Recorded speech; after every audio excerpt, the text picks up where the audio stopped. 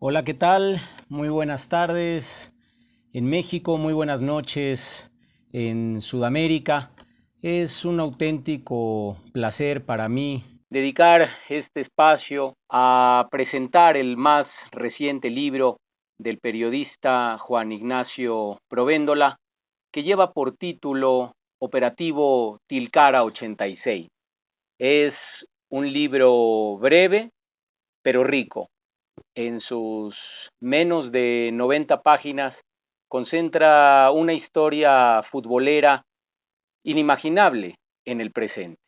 No podríamos pensar que una selección que se aproximaba a coronarse campeona del mundo en 1986 iba a tener una preparación en condiciones francamente precarias o al menos muy lejanas de lo que acostumbran las selecciones nacionales actuales.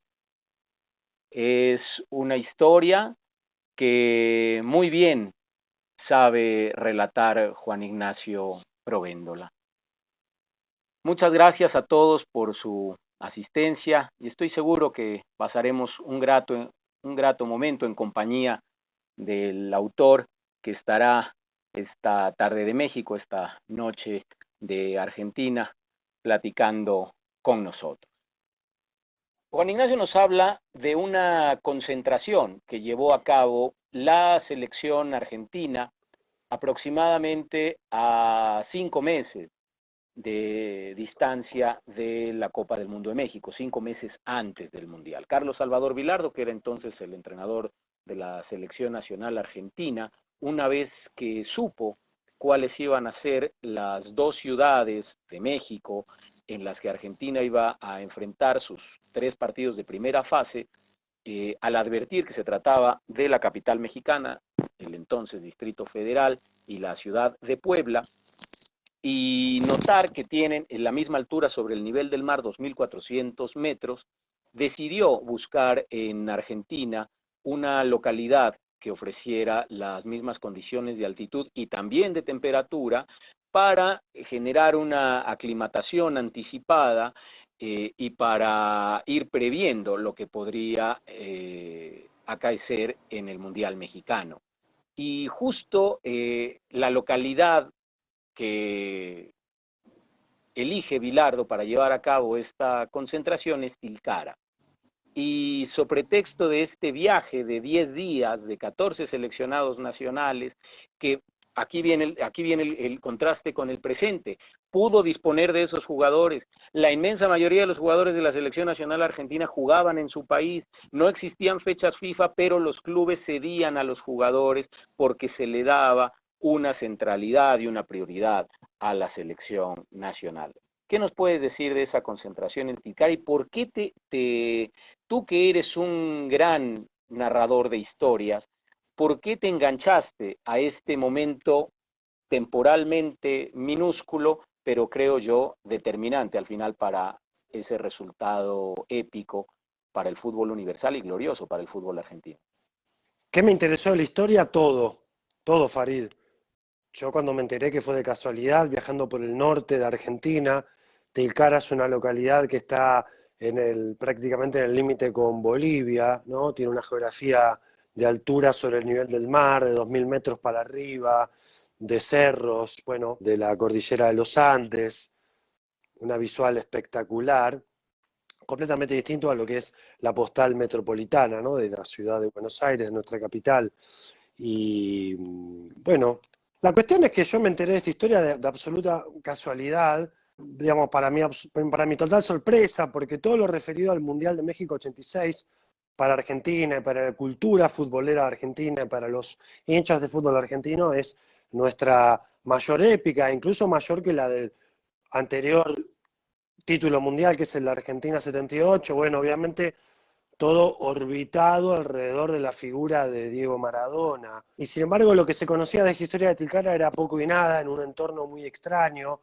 Está a casi 2000 kilómetros de la ciudad de Buenos Aires, completamente alejado, en un pueblo que hoy es un polo turístico bastante importante de Argentina, pero en ese momento no, era difícil acceso. Y bueno, Bilardo justamente había elegido ese destino no solo porque tenía prácticamente la misma condición geográfica de la Ciudad de México y también de Puebla, que son las dos ciudades en las que Argentina jugó, las dos entiendo con una altura similar.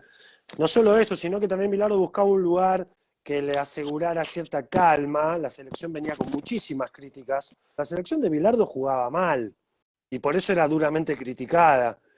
Entonces, bueno, dentro de ese secretismo que él buscaba, ¿no? Armando ese acampe ahí en un lugar de difícil acceso, es que la historia se conocía poco y bueno, a mí me interesó profundizarla y eso me llevó a un trabajo casi arqueológico. Viajar a Tilcara desde Buenos Aires es difícil, hay que hacer un vuelo primero a la capital de la provincia, viajar a la capital de Jujuy en avión y de ahí tomarse un micro de 2 horas. Primero tomarse un micro del aeropuerto a la ciudad de San Salvador de Jujuy, que es la capital, y de ahí otro micro a Tilcara, muy complicado. Y bueno, viajé 5 veces para entrevistar a la gente de Tilcara que tenía registro de ese viaje. Después, bueno, naturalmente aquí en Buenos Aires entrevisté a muchos de los jugadores que viajaron a Tilcara, que después viajaron al Mundial de México. Y por último, bueno, un trabajo documental que creo que vos lo pudiste ver. Digo, hay muchos recortes periodísticos, no de los diarios conocidos de tirada nacional, sino de los diarios locales de la provincia de Jujuy. Y después, finalmente, cuando conseguí todo, bueno, la parte más linda de la narración, que es cuando uno decide cómo contar eso, ¿no? Cómo ordenarlo, desde qué lugar empezar. Y yo, bueno, decidí empezar la historia en el Distrito Federal, en diciembre del 85, cuando se realiza el sorteo del Mundial, que es cuando un poco los futboleros entendemos que comienza el Mundial, ¿no? Cuando ya sabemos a qué equipos nuestras selecciones van a enfrentar y en qué ciudades sobre todo. Eso fue un poco el orden de la historia. Nos acompaña también la periodista deportiva Ruth Carrillo. Juan Ignacio, hay algo muy importante. Decías tú que la selección de Bilardo, previo al Mundial del 86, previo a que en abril entregara la lista de los que serían finalmente convocados a viajar a México, a la selección de Bilardo la torpedeaban de todos lados, dicho en sus propias palabras. Decía, ya no nos tiran piedras sino adoquines, llegó a declarar el doctor Bilardo.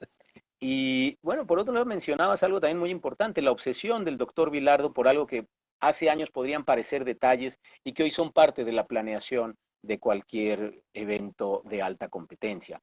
Bilardo hoy puede parecer en retrospectiva que fue un pionero, que fue un visionario, que supo aquilatar el peso que las condiciones del tiempo, que las condiciones orográficas y desde luego la altitud sobre el nivel del mar pueden tener en el rendimiento de una selección. Pero tú mencionas ahí el caso de Miguel Ignominielo, que es una suerte de predecesor. Digamos, tú le das el crédito, no yendo en detrimento de Bilardo, pero diciendo, bueno, hubo quien antes, en el pasado, advirtió lo importante que era, sobre todo para encarar partidos en La Paz. En el 73, en realidad querían ir a La Quiaca, que es la ciudad más al norte de Argentina, está en el límite con Bolivia, de hecho se cruza a Bolivia por un puente a una ciudad que se llama Villazón. La Quiaca está a 4.000 metros, al doble que Tilcara. ¿Por qué quisieron ir a La Quiaca? Porque en realidad ahí la preparación para ir a jugar a La Paz, la capital de Bolivia, que está a 4.000 y pico de metros de altura. Argentina tenía que jugar un partido por las eliminatorias para el Mundial posterior al primero de México, ¿no? Es decir, al de Alemania en 1974, un partido clave. Argentina se jugaba el cuero, ahí como decimos acá, se jugaba su fortuna con ese partido. Y bueno, sale todo mal. Fueron a La Quiaca y cuando llegan imagínate un viaje, les que le conté, avión de Buenos Aires a la capital de la provincia de Jujuy, y de ahí un micro que tardaba 5 horas en llegar a La Quiaca, iba subiendo en altura, los cuerpos iban padeciendo los estragos, y cuando llegan a La Quiaca, al hotel que habían arreglado por teléfono, resulta que el hotel estaba cerrado porque le estaban haciendo horas de refacción. Eso es algo imposible, ¿no? Porque hoy con WhatsApp puede estar más al tanto. Bueno, llegan a La Quiaca los jugadores, imagínense, después de todo ese viaje tienen que volverse de La Quiaca. Entonces retroceden sobre sus pasos y encuentran en Tilcara el lugar donde entrenar. La Asociación del Fútbol Argentino había dejado completamente desamparado el plantel. Algunos jugadores entran en una fobia total y deciden volverse, en llanto, fue traumático, no tenían dinero, entonces tienen que salir a jugar amistosos contra equipitos de la zona a cambio de dinero, ¿no? Jugaban contra el que sea. Si de repente ustedes dos conseguían otros 9 más para jugar. La selección aceptaba a cambio de la única condición, que era que les pagaran unos pesos para que pudieran comer con eso. Y así terminó jugando como 15 partidos. Finalmente, Argentina viaja a La Paz, gana, pero el resultado no logra tapar el desastre que fue esa experiencia. Entonces, Bilardo toma nota de esa experiencia para justamente no repetir absolutamente nada de lo que pasó, cosa que creo, y cualquiera lo puede comprobar, lo logra, ¿no? Logra una experiencia prolija, los jugadores en este segundo viaje se sienten a gusto, se sienten cómodos, esto contribuye a un buen clima, a un buen ánimo. Bilardo no solo buscaba que los jugadores le perdieran el miedo a la altura, sino que también, bueno, empezaran a relacionarse colectivamente, cosa que hasta ahora no venía pasando. Acá esta historia en realidad tiene la particularidad de que transcurrió casi medio año antes del Mundial, ¿no? Independientemente de que después Argentina fue casi un mes antes de su primer partido ahí en el Olímpico 68, bueno, ha tenido distintos nombres, ¿no? El estadio de la UNAM, que es donde Argentina debuta en el Mundial contra Corea del Sur. De hecho, fue la selección que primero llegó a México. También es cierto que hay algo innegable, ¿no? Cambiaron los tiempos, cambiaron las velocidades, cambiaron las ansiedades, hoy hay más competencias que antes, los torneos son más largos, las eliminatorias son más largas, son más largos los torneos continentales de clubes, hay más competiciones, hay más compromisos, hay más fechas FIFA, los jugadores llegan absolutamente extenuados. Juan Ignacio, quisiera, si se me permite la licencia, a propósito, con el pretexto de tu libro, que lo que narra es una gran historia colectiva, siempre hay que detenerse por justicia en algunas historias individuales. De los 14 viajeros a la concentración en Tilcara, 12 terminan asistiendo al Mundial de México. Hay que recordar no solo a los que protagonizaron la gran épica final en México, sino también a quienes no pudieron continuar. Desde aquí un saludo a Óscar Verticia, que por cierto parece que vamos al mismo peluquero, ¿verdad? Que enfrentó en muchas ocasiones a Hugo Sánchez cuando Hugo Sánchez estaba en el Madrid y si no me equivoco, Verticia estaba en Tenerife. Pero quisiera detenerme concretamente en alguien que mencionas recurrentemente en tu relato, Jorge Comas. Jorge Comas, delantero entrerriano, que tuvo sus inicios en Vélez Sarsfield, que después pasó por Boca Juniors dejando un muy buen regusto en la afición, vino a México a finales de los años 80, justo a los Tiburones Rojos del Veracruz, y por eso hoy me puse la camiseta de aquel Veracruz de los años 80, Hermosa, con hermosa. el de, la verdad, esta V en color blanco, lo que intenta es, así como la de Vélez también, de Vélez Sarsfield, pues Sí. es la V de Veracruz. Con esta jugaba el gran Jorge Comas, que vino a alegrar aquel fútbol mexicano de los años 90. Hay que recordar que Veracruz no tenía equipo de primera división, eh, en razón de que el equipo que había ascendido, el equipo de Nezahualcóyotl, pertenecía a los mismos dueños que el Club Atlante, fue que el gobierno del estado de Veracruz adquirió la franquicia y vinieron a reforzar al equipo dos grandes argentinos, Omar Palma, proveniente de Rosario Central, un medio finísimo, un gran orquestador, y los goles de Jorge Comas, que en su primera temporada en México con 26 goles salió campeón de goleo.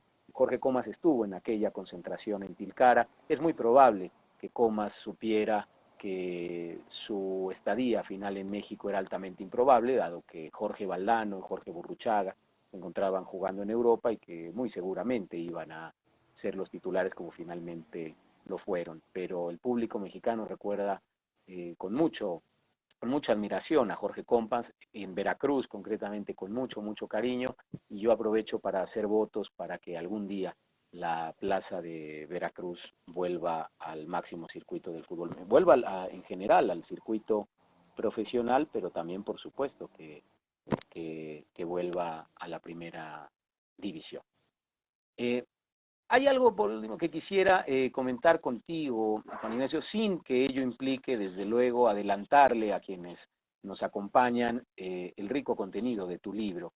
Pero ahí hay un punto de inflexión que es el Club Pueblo Nuevo, un club pequeño, un club cuyos socios, haciendo esfuerzos, uniendo sus entusiasmos, son quienes finalmente le proveen la cancha de entrenamiento a la selección argentina. Es decir, algo como tú decías, algo que sería hoy absolutamente inverosímil, así ocurrió. Fue una suerte de club barrial, un grupo de amigos. Aquí lo digo porque aquí en México no estamos muy familiarizados con la cultura de clubes. Acá los equipos profesionales son de capitales, no existe una idea societaria más amplia.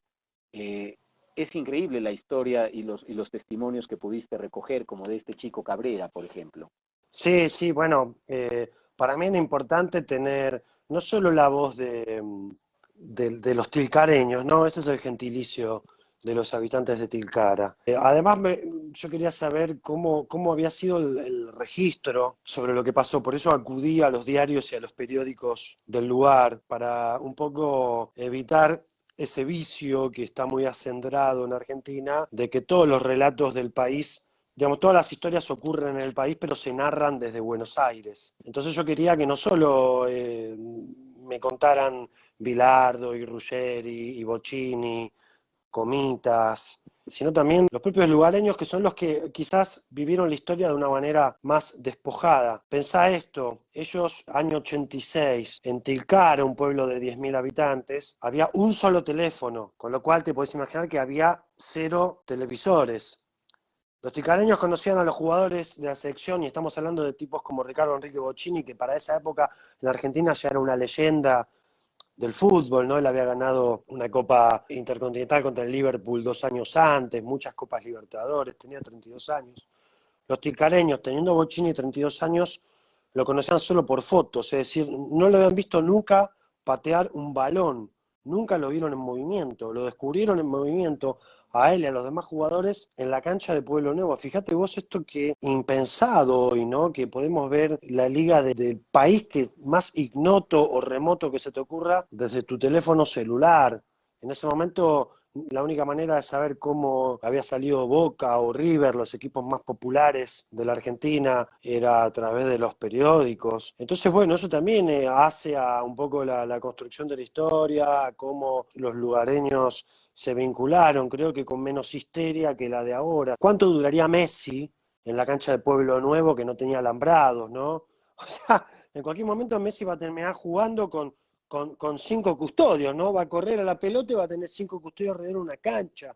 Un delirio casi surrealista. Creo que en ese momento esa calma fue posible gracias a esto, a que los lugareños no conocían mucho a los jugadores, entonces había un poco esa fantasía y ese desconocimiento que le quita un poco la locura de querer saber, de querer, viste, hacer caso y sacar una foto y pedirle autógrafos y colgárseles encima. Y después, bueno, ver, armar un relato coral, ¿no? Cómo conviven las voces de Bilardo, de Bocchini, del Checho Batista, con la de Carlitos Cabrera, que nombrabas vos, o el Bicho Gordillo, que era otro ticaleño de Pueblo Nuevo. Vos comentabas que el club se había armado con el esfuerzo de los socios. Bueno, en ese momento ni siquiera, llevaba 2 años el club y los socios eran los mismos jugadores que a la vez eran sus propios directivos, ¿no? Eran 20 muchachos de 20, 30 años que eran un poco todo y armaban la cancha como se podía. Y bueno, cómo se armó esa historia un poco con la colaboración del pueblo también, una cosa muy independiente y autogestiva, en un punto más allá que la Asociación del Fútbol Argentino, bueno, dispuso de un presupuesto para que los jugadores puedan viajar, estar en un hotel y demás.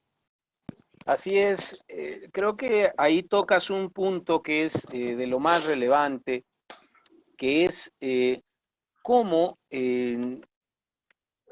había condiciones, digamos, ya no de lujo o suntuarias, sino de franca precariedad, y cómo hoy sería impensable que los futbolistas llegaran a estar aislados en una población en la que solo hay disponible un teléfono. Hoy están todo el tiempo conectados, incluso en mucho hay una enorme demanda de saber sus reacciones, esta histeria, como tú bien la has calificado, de estar sabiendo a través de las redes sociales cuáles son sus reacciones, qué hacen en lo más elemental de la vida. Creo que esa sencillez, pero al mismo tiempo ese calor que recibieron de esa población de Tilcara, también está en mucho detrás de esto que tú, con todo rigor periodístico, no te pronuncias sobre la veracidad del hecho, sobre la falsedad del mismo, que es esta supuesta promesa que hicieron los jugadores a la Virgen de la localidad, a la Virgen de Copacabana, haciendo la promesa de que de ganar la Copa del Mundo volverían a Tilcara en agradecimiento, y hay quien ha suscrito la idea de que precisamente por no haber vuelto y por no haber cumplido esa promesa, Argentina no ha vuelto a campeonar en todos estos años. Hay dos cuestiones acá. Primero, la Virgen de Copacabana tiene una fe devocional muy fuerte, no solo en Tilcara, sino en algunas provincias del norte de Argentina, también de Bolivia. De hecho, la Virgen de Copacabana es la Virgen matrona de Bolivia. Es una devoción impresionante. Entonces yo le tengo absoluto respeto a eso. No tengo por qué descreer de los tilcareños que aseguran que la selección argentina hizo esa promesa, pero tampoco tengo por qué descreer de los miembros del plantel argentino que me niegan a haber hecho esa promesa, como Bilardo, como Checho Batista, como el Tata Brown, que en paz descanse. Yo no sé si fue todo el plantel, si fueron algunos jugadores, si no fue nadie. La versión no es muy concreta, ¿no? Porque aparte se armó toda una cuestión en la que intervino la Asociación del Fútbol Argentino, don Julio Grondona, que fue presidente de la AFA durante muchos años. Él terminó mandando una réplica de la Copa del Mundo a la iglesia donde está la Virgen de Copacabana, que tiene un letrero que dice la Asociación del Fútbol Argentino en agradecimiento a la Virgen de Copacabana por el recibimiento y por ayudarnos a haber salido campeón del mundo. Es como que la AFA termina en un punto reconociendo eso, pero sin reconocerlo. Es todo muy confuso. Hinchas de la selección argentina que han viajado al Mundial de Rusia con dos banderas, ¿no? Que dice campeones del 86, vuelvan a Tilcara porque la Virgen los espera. Yo me hice una pregunta muy simple, ¿no? ¿Cuándo es que comenzó a divulgarse esta noticia? Claramente no fue inmediatamente después de que Argentina le gana a Alemania en el Azteca, porque no es que Argentina, que Burruchaga hace el 3-2 y Diego levanta la copa y automáticamente ya todo el mundo diciendo, bueno, ahora tiene que volver a Tilcara. Esta historia empezó a hacerse pública 20 años después, literalmente 20 años después. Ahí es cuando empieza a divulgarse esto. Hasta ese momento nadie hablaba de esta historia, nadie la conocía. Entonces, bueno, yo quise preguntarme, bueno, ¿por qué es que empieza a partir del 2006? Hay una respuesta que no la voy a spoilear, el que la quiere leer va a tener que conseguir el libro, pero bueno, hay una explicación que tiene que ver con un artículo periodístico, bueno, termina teniendo un rebote impresionante, año 2006, antes del Mundial de Alemania, ahí empieza a escalar, se corre ese rumor, ese mito, y qué sé yo. Yo quisiera hacer algo parecido a lo que se dice que hicieron alguno o algunos de los jugadores de la selección argentina en el 86. Yo no voy a incurrir en una promesa incumplida. Créanme que si les prometo que van a disfrutar la lectura del libro de Juan Ignacio, Operativo Tilcara 86, es con toda seguridad que va a haber reciprocidad. Esas páginas no los van a defraudar en modo alguno, así que ahí no va a haber promesa incumplida ni maldición ninguna. Acérquense a Editorial Sudestada, que es quien ha puesto en circulación este libro, y creo que más seguramente este mundial nos va a regalar magníficos textos salidos de su pluma. Juan Ignacio, no me queda más que agradecerte este tiempo y enviarte un afectuoso abrazo. No, Farid, te agradezco a vos, la verdad que para mí fue una sorpresa muy agradable tu contacto, ¿no? Porque, bueno, México era la zanahoria, digamos, del viaje a Tilcara, era el destino final de ese viaje a Tilcara. Tilcara intentó replicar la experiencia de lo que iba a ser no solo la condición geográfica, sino también la convivencia en, como señalaste vos, la concentración del Club América. Así que te agradezco la charla a vos, a Ruth, me pareció fabuloso este intercambio. Espero poder volver a México, fui de muy chico, así que bueno, me gustaría poder volver, seguramente más pronto que tarde pasará. Así como esperan en Tilcara que vuelvan los campeones del 86, aquí eres igualmente bienvenido y aquí te esperamos, Juan Ignacio. Gracias. Y espero que, bueno, que disfrutemos argentinos y mexicanos el Mundial, que se nos aproxima, que lo gocemos, pese a todas las complicaciones de este torneo tan extraño, ¿no? Que en un punto, si uno se pone a mirar finamente, hasta le revuelve el estómago, ¿no? La cantidad de obreros muertos en condiciones penosas. No perdamos de vista eso tampoco, que la pelota no nos quite, no nos nuble todo esto, ¿no? Está bien, el Mundial es ya un hecho consumado, digamos, no hay vuelta atrás, pero que sirva para hacer una reflexión profunda, porque estamos llevando el fútbol hacia un estado de extenuación, hablábamos antes de las lesiones, que va a traer problemas mayúsculos, ¿no? Que sirva este mundial como un quiebre para retomar la normalidad, y con esto, bueno, obviamente que los pongo en un compromiso a ustedes como anfitriones de un futuro mundial, que Me seguro lo atrevo harán a, bien como lo hicieron en los dos mundiales anteriores. Ah, cierto, Me atrevo claro. aquí a hablar por Ruth. Creo que te tomamos la palabra, Juan Ignacio. Creo que hay que detonar una reflexión sobre todos estos aspectos. Así que, bien lo dices, dejar pasar la euforia y permitir también el disfrute de lo que la pelota en su rodar nos va a deparar, pero nos vamos a volver a ver y nos vamos a volver a reunir ahora con esos temas, Juan Ignacio. Ruth, agradecerte también muchísimo. Por favor, como además, Gracias. como tú experta locutora y conductora que eres, te ruego la despedida de esta charla. Sí, muchísimas gracias. Muchas felicidades a Juan Ignacio. Agradecemos mucho tu libro, tus textos. Ojalá nos digas en dónde encontrarlos. Seguramente en todas las librerías, en internet también, seguramente, para la gente. Y por supuesto, le vamos a dar difusión también. Agradecimiento, un abrazo. Y claro, te esperamos acá en México para mostrarte también Puebla y la Ciudad de México y otras playas. Entren si quieren a la web de la librería Sudestada, libreriasudestada.com.ar, ahí entren y de lo primero que ven es la tapa del libro y les comenta cómo conseguir. Gracias. De nuevo, Ruth, muchísimas gracias. Juan Un Ignacio, abrazo. muchísimas gracias. Y gracias a todos y cada uno de ustedes que nos han seguido en la conversación de hoy. Hasta pronto.